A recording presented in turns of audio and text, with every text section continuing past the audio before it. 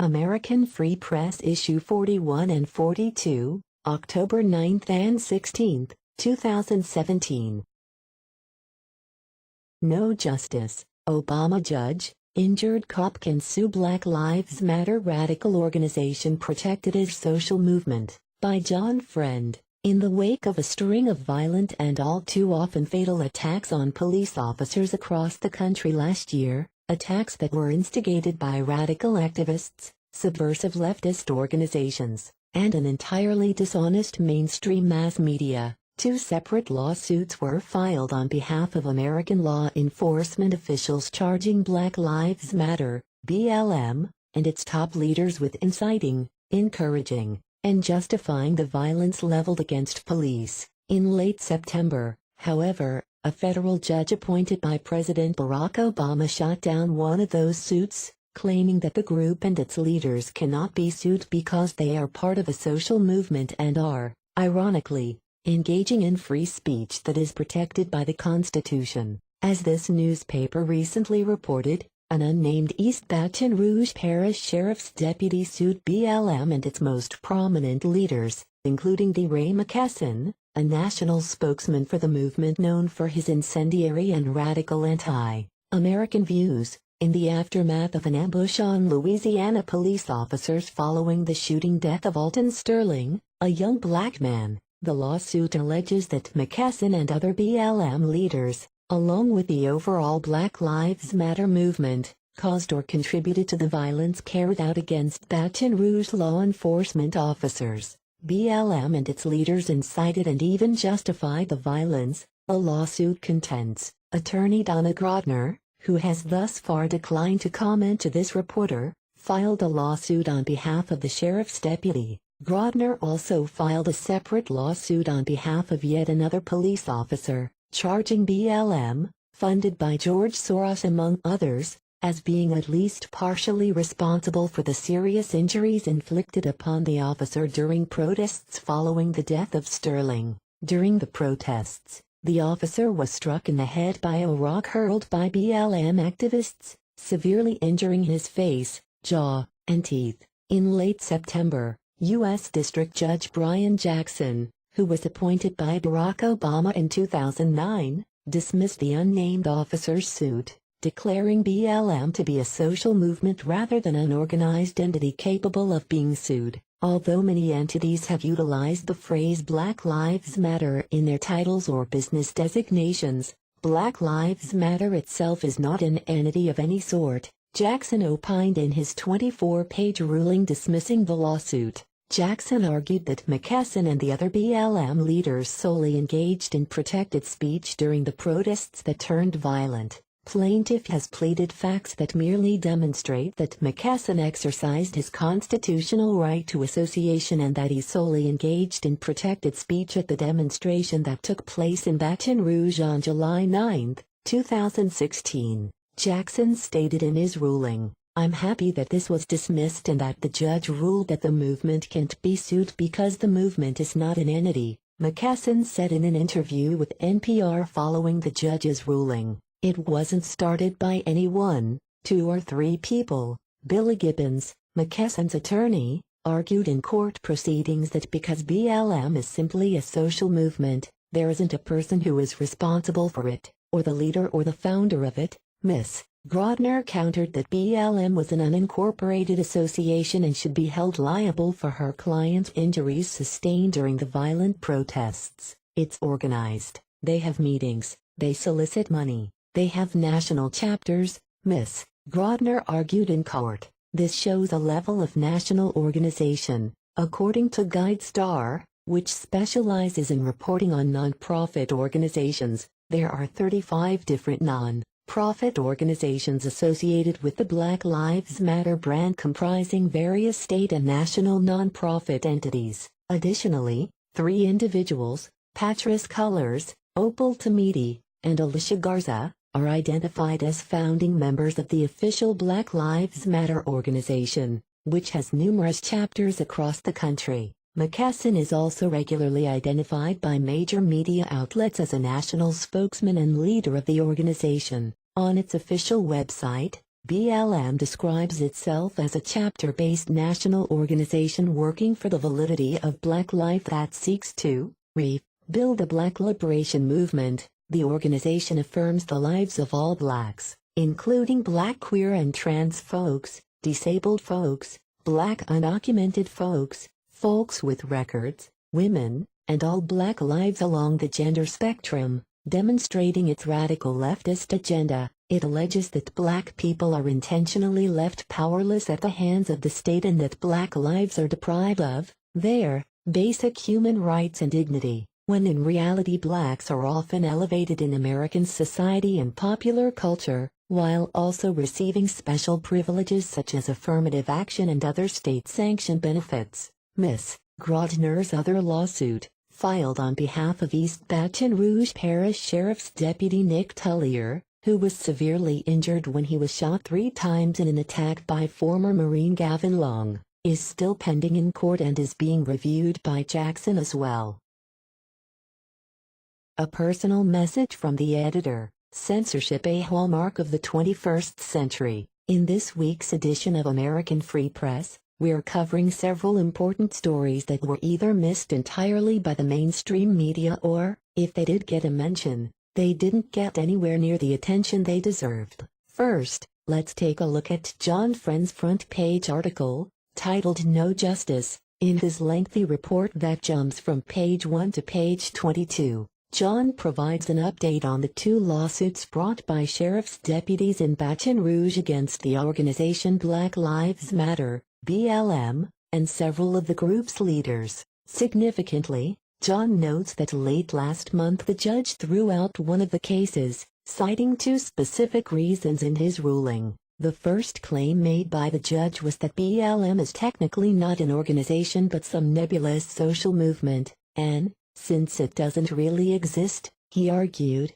it cannot be sued. In truth, there are many chapters of BLM all around the country, some of which have even gone through the lengthy process to get nonprofit status from the IRS so that donors can deduct donations on their taxes. And we're not just talking about a little bit of money here. In 2016, an umbrella BLM group that oversees multiple Black Lives Matter chapters secured $100 million in funding from multiple wealthy corporations, foundations, and billionaires. That was over and above the earlier $33 million given to the groups in 2016 by the Democrat-backed Center for American Progress and Slash and Burn speculator George Soros's Open Society Foundations. Perhaps even more interesting was the second reason the judge cited for throwing out the lawsuit. BLM leaders had a constitutional right to demonstrate and speak out, even when their verbiage was inflammatory.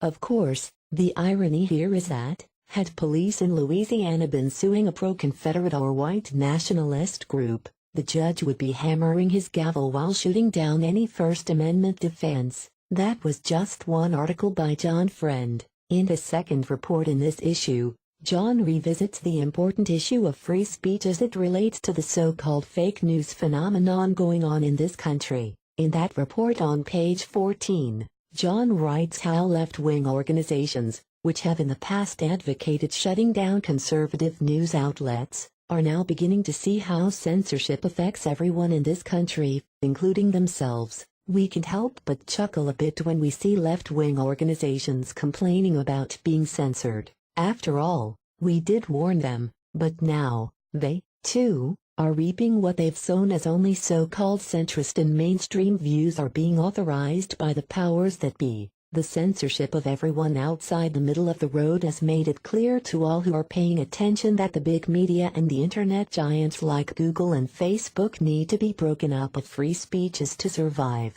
After all, many of these institutions have become so entrenched in our lives as to be considered infrastructure rather than just private corporations that do as they please, which makes the First Amendment applicable to them. As an aside, perhaps this explains to some degree why President Donald Trump is constantly under attack by the mainstream media and the biggest corporations in the world. He is constantly hammering the mainstream for their fake news, and he has called on regulators to break up corporate behemoths like Amazon who are ruining the marketplace in many places. Big businesses that care only about their profit margins and their stock price cannot be in control of free speech. We know what happens. They quash controversial opinions that their benefactors don't like and never report critically upon themselves. See our articles in this week's issue for more on this important subject. Christopher J. Petherick, Executive Editor. Trump tax plan helps middle class. New proposal by President to lower taxes benefits overtaxed workers at every level. By Mark Anderson. In response to President Donald Trump's idea of cutting taxes by $5.8 trillion over 10 years, the mainstream media is asking, how do you pay for an estimated $5.8 trillion tax cut? The answer is, you don't. You just enjoy the lighter tax burden all the way to the bank. House Ways and Means Committee Chairman Kevin Brady, R. Texas, representing the chief tax writing body, recently addressed the Heritage Foundation about tax reform in light of Republicans having just unveiled their unified framework for tax reform that is focused on delivering more jobs, fairer taxes, and bigger paychecks for the American people. As a committee press release claimed, Brady believes the framework would help low and middle-income Americans by reducing tax rates and allowing them to keep more of their hard-earned paychecks, the release added. He told Heritage, following the lead of President Reagan, we flatten out the tax brackets from 7 to 3, we lower the taxes at every level and we preserve more of the first dollars that every American earns. All of that is incredibly helpful for families trying to keep more of what they earned. All the rates go down, Brady continued. For example, the 15% bracket today goes to 12%, the 10% bracket today goes to 0%, just as President Reagan did. He lowered the 11% bracket and made it 0%. Their next level was a little higher, 15%. Ours is lower, which means those with a modest income, the poor, the middle class, are better off under the tax reform plan we bring forward. So if tax cuts are enacted, how will the president be able to balance the budget and pay down the nation's debt? The easiest solution would be to simply cut the budget, including spending on war, to match tax revenue. But there are other ways, too. Fresh from a recent American Monetary Institute conference in Chicago covered by AFP, retired financial advisor and monetary reform author Mark Pash told his writer that, regarding the current tax reform chatter among members of Congress and the Trump administration, reforming the payroll tax is being overlooked. He added that the Federal Insurance Contributions Act, FICA, which includes Social Security and Medicare tax withholdings, should be cut by a full percentage point or even more, but with a catch. Employers and employees each pay 6.2% for the Social Security part of FICA and 1.45% for the Medicare portion, totaling 15.3%, but the self-employed must pay the full tax. Common sense says that loosening up more spending money among the self-employed, especially in today's gig economy with more people resorting to sporadic, informal work under their own auspices, would provide a lot more purchasing power to the lower and middle classes where self-employment is prevalent. According to the Center on Budget and Policy Priorities, CBPP, 3/4 of taxpayers pay more in payroll taxes than they do in income taxes. The FICA tax is considered a regressive tax on income with no standard deduction or personal exemption deduction, Wikipedia adds. The Social Security portion of the tax is imposed on only the first $118,500 in 2015 and 2016. FICA is not imposed on investment income like interest, rental income, or dividends. Thus, while Social Security and Medicare try to survive with all those revenue support options omitted, Pash advocates making those at higher income levels, beyond $118,500, pay the FICA tax. That way, more money would be paid into the system while those in the lower income brackets would have more take-home pay and the wealthier would still do fine. Corroborating the CBPP, Pash remarked, well over 50% of the workers of the country pay more on that FICA tax than on the income tax, yet, aside from necessary micro-adjustments, Latami founder Stevens Arlanga, former Congressman Dennis Kucinich, Pennsylvania activist Mickey Paoletta, and several other trailblazers have worked hard to make the case that fundamental monetary and financial reforms are sorely needed, in a world starving for purchasing power against massive production levels, domestic and imported, that can hardly be bought, and gargantuan public debts that can never be paid. To these men, tax reform lies in reviving the creation and democratic distribution of sovereign national money and credit, instead of governments borrowing from the usurious banking consortium. Ideally, this would be done in concert with the serious paring down or dissolution of the money issuance and property foreclosure powers of the banks.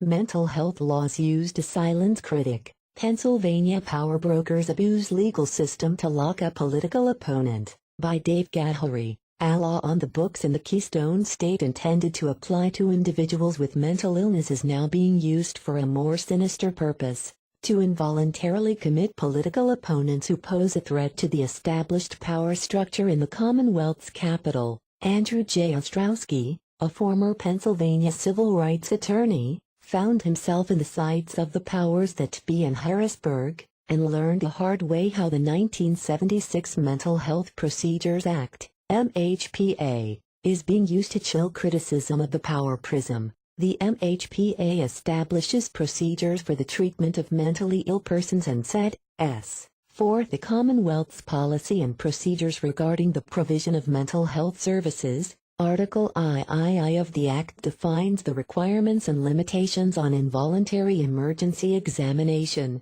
treatment, and hospitalization of individuals who present a clear and present danger to others. That key phrase is defined as meaning within the past 30 days the person has inflicted or attempted to inflict serious bodily harm on another, and that there is a reasonable probability that such conduct will be repeated. Longtime American Free Press subscriber and supporter Doreen Schutz tipped off this reporter to Ostrowski's recent kidnapping. He is awake to the corrupt courts, she explained. On August 26, this reporter spent most of the day with Ostrowski, Miss Schutz, and other mild-mannered patriots at the Nationalist Times conference, and found all the participants to be scholarly truth-seekers. None who were present that day could ever be considered severely mentally ill and in need of involuntary treatment by even the most incompetent authority, but that says nothing of corrupt authority. Ostrowski was born and raised in Lancaster,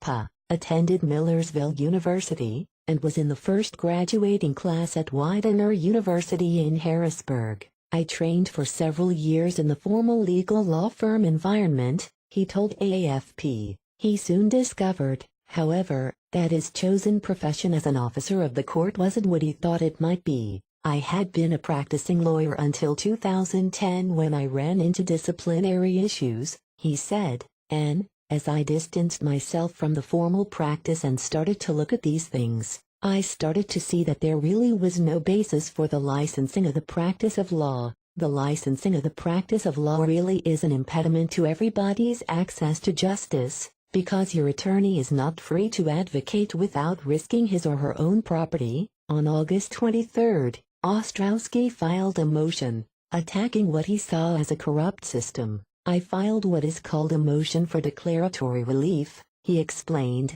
which is a vehicle that gives you access to have declarations made that certain things are constitutional, not constitutional, lawful, and unlawful. And I did it to challenge the basis of the attorney law license. This is a very significant motion that really would upset the entire judicial structure in this country. Sitting at his desk on September 19, Ostrowski found out how significant it really was. I posted a notice on Facebook and sent out emails notifying people I was going on Facebook Live, and, within 15 minutes of that, the police were at my door. Facebook Live allows the user to broadcast live video streams, requiring nothing more than a computer with a video camera and a Facebook account. I looked out the front window, he said, and there was a cop climbing over my railing to come around back, so I went around to the back door and locked it, and I went on Facebook Live, and then somehow, they got a key and they came in with gloves on and with their tasers pulled,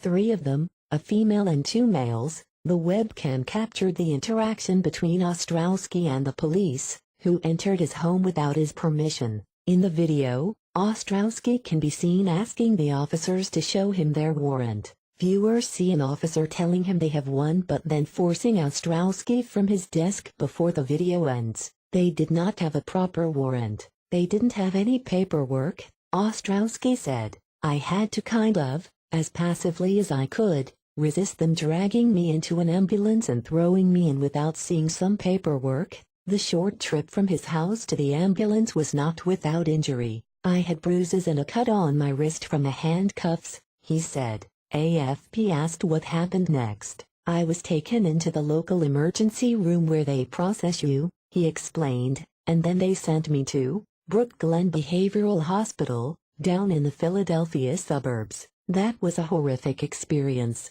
It was clear that the agenda was, as expressed to me by the doctor, to get me on some kind of pharmaceuticals, and or, if I refused or resisted, to have me placed long-term, and do it involuntarily. He specifically advocated for that in the hearing on September 22. They held him there for 7 days, 2 days longer than Section 302 of the MHPA ostensibly allows. Eventually a judge signed an order denying any commitment petition. They basically said I shouldn't have been there, explained Ostrowski. AFP asked if he had any recourse, as the judge's ruling can erase the fact that he had been kept there against his will for all that time. Of course, yes, Ostrowski said. This is a gross violation of all my fundamental civil rights. There's not one that you can discount from it, except, maybe cruel and unusual punishment. Alarmingly, this wasn't the first time they came for Ostrowski,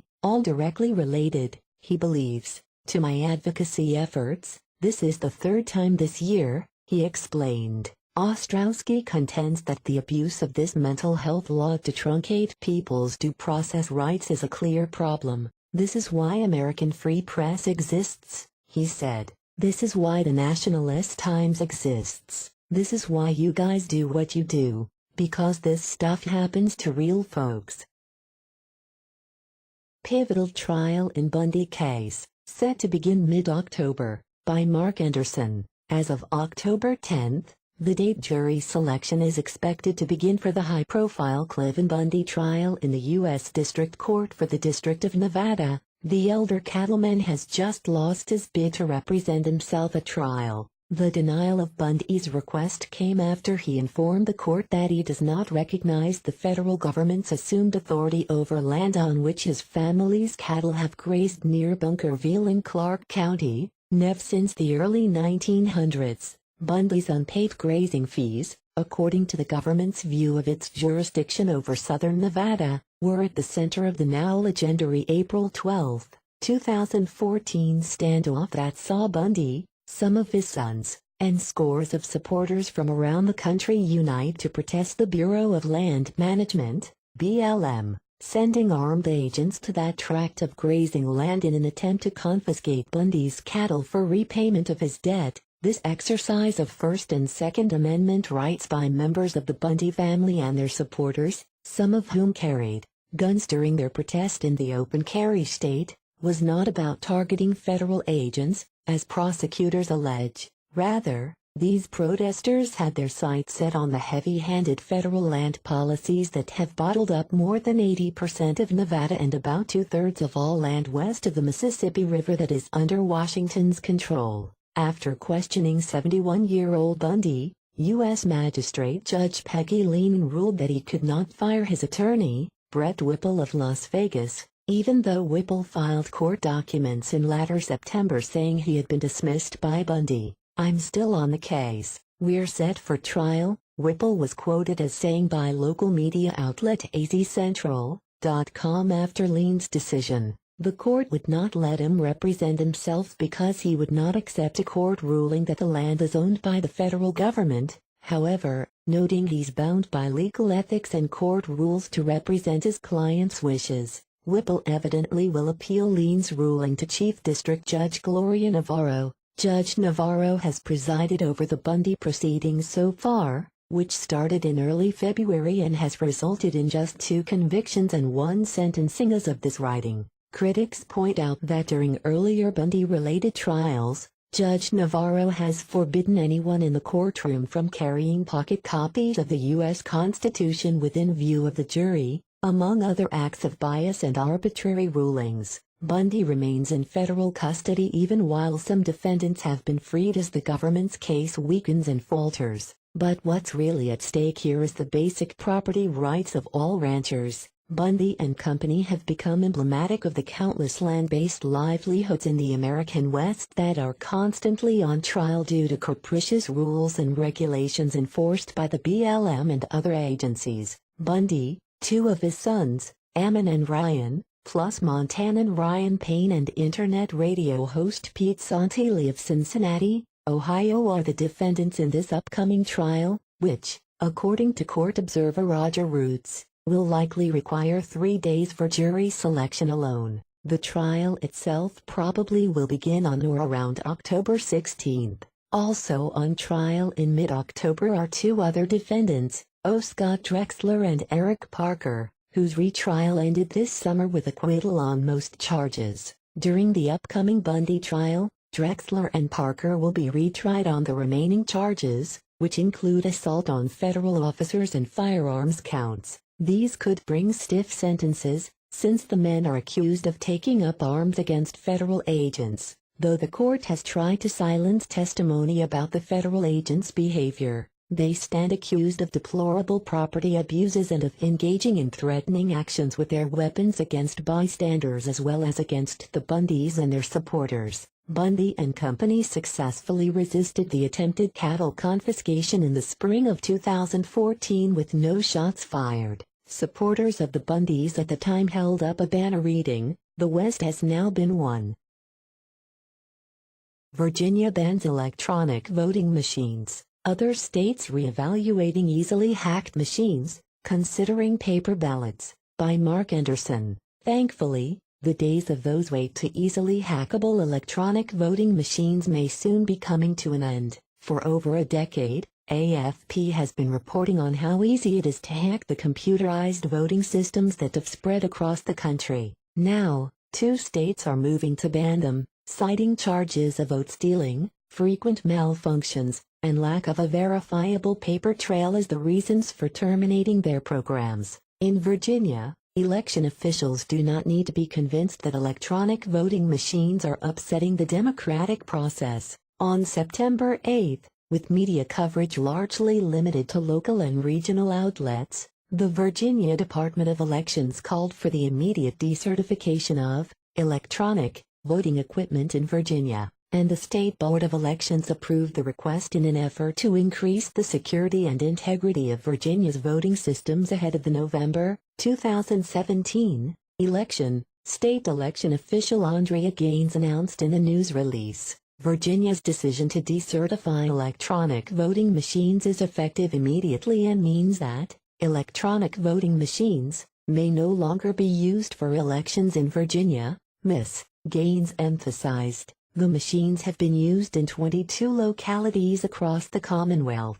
It turns out that Virginia officials decertified several electronic voting machine models because hackers at a gathering in Las Vegas demonstrated how they could compromise them. "I understand why the Virginia State Board of Elections made their decision," Falls Church Director of Elections David Bjork responded, speaking to local media outlet WTOP.com. The security that was involved in these, the direct recording electronic machines, hadn't been updated since 2004. Obviously, technology has increased since then, and the ability to hack equipment in general has increased. In a precinct with 10,000 registered voters, Bjork went on to say, "I think the paper-based system is good because you do have a tangible ballot that can be used for audits, for recounts. You don't have to trust the machine. Until security on the internet feels like something the people can trust, paper is the future." Texas is also rethinking its computerized voting systems. An important lawsuit is challenging the widespread use of these machines because they do not meet requirements set by the state constitution and election code. An enduring problem in Texas is that, according to Dr. Laura Presley, a former Austin City Council candidate who is suing the state's election establishment. The electronic voting machines that have been used so far cannot produce an on-screen ballot that conforms to the definition of a ballot under state law, she told AFP on October 1 that, to her delight and surprise, State Attorney General Ken Paxton filed an amicus brief in support of her suit in the Texas Supreme Court. Although the High Court has not yet agreed to hear her case, it intends to conduct what's known as a full briefing in the next 30 to 60 days, in which it will determine whether or not to hear her case. A key point raised in her lawsuit is that state election law and even the state constitution, in the largest state in the contiguous U.S., which sends 36 people to the U.S. House of Representatives,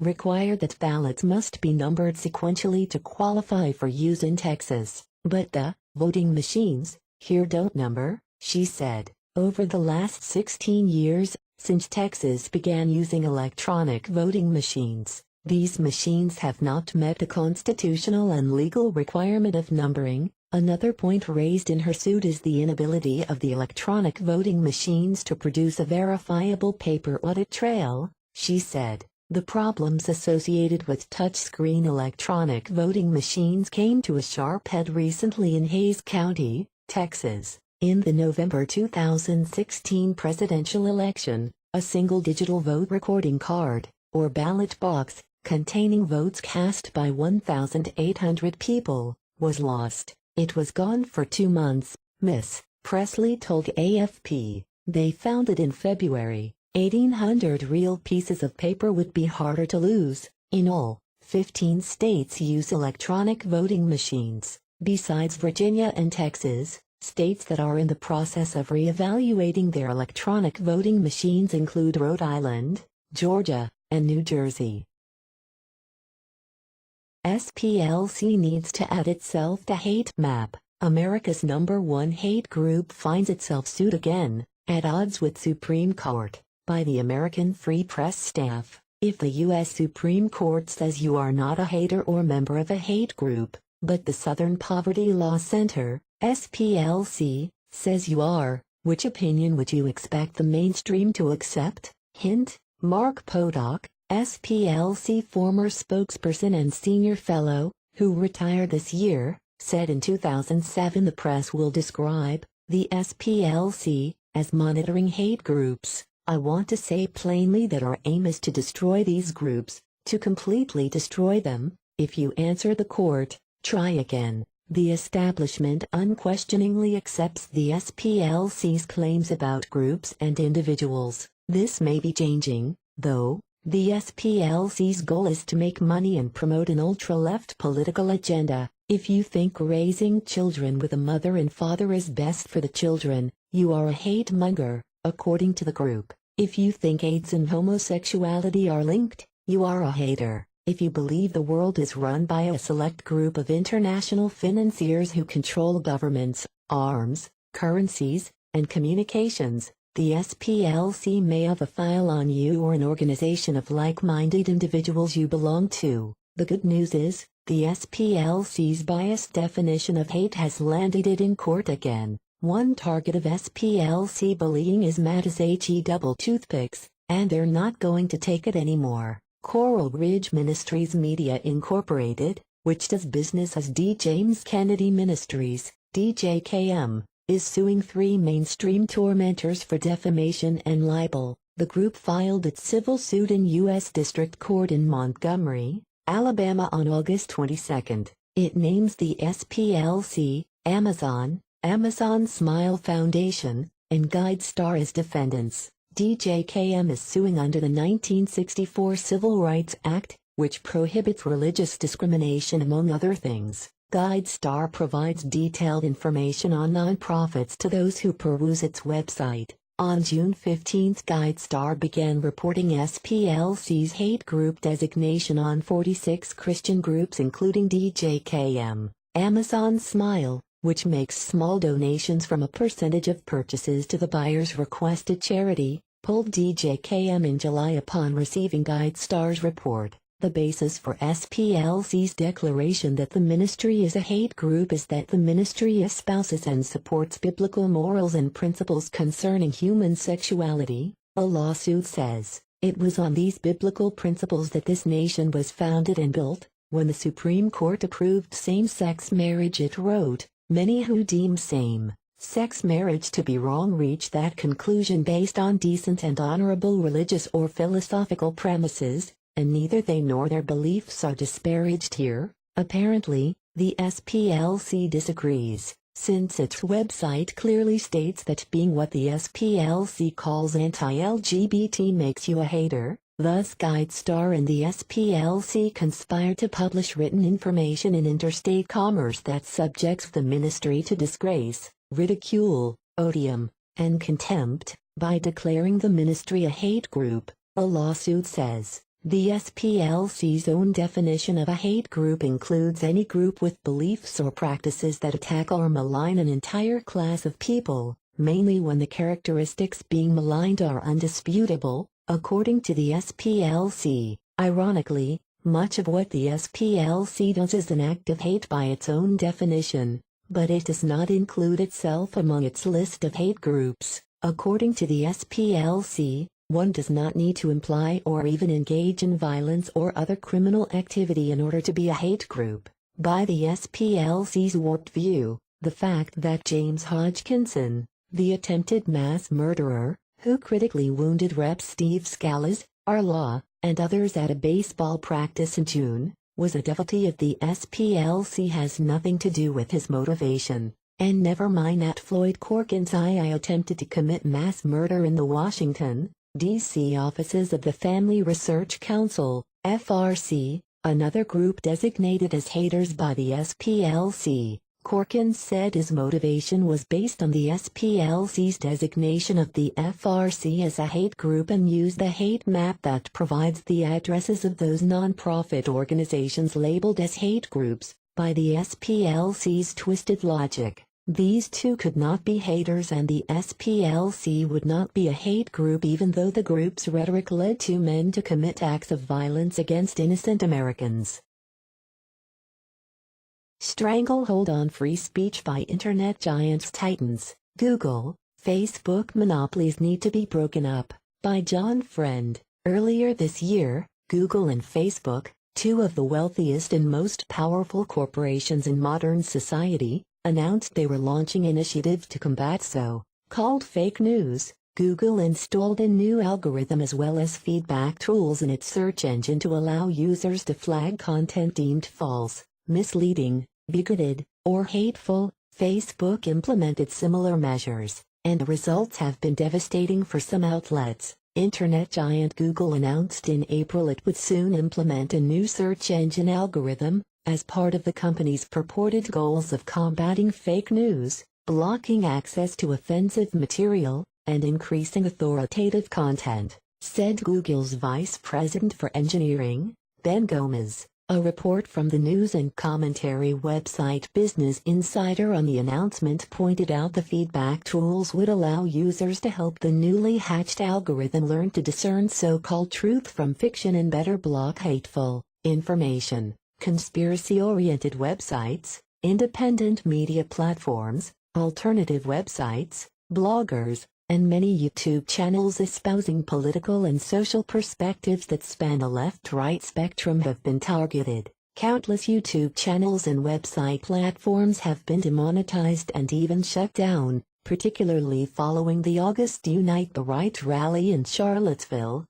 Some independent journalists and commentators, such as top alt-right website The Daily Stormer publisher Andrew Anglin, have essentially been forced off the internet and moved their operations to the so-called dark web. A number of prominent independent journalists and commentators, such as Luke Rudkowski and Lauren Southern, have had their YouTube videos demonetized and have been purged from Patreon and other crowdsourcing platforms designed to fund independent journalism and content creation. Facebook has begun regularly suspending or deleting the accounts of anyone bucking the tyrannical dictates of political correctness or thinking critically about the narratives promoted by the controlled mass corporate media. The crackdown and tyrannical censorship by these two internet giants has caused concern and outrage across the political spectrum. Alternet, a well-established and extremely popular left-leaning news and commentary site dedicated to fighting white supremacy,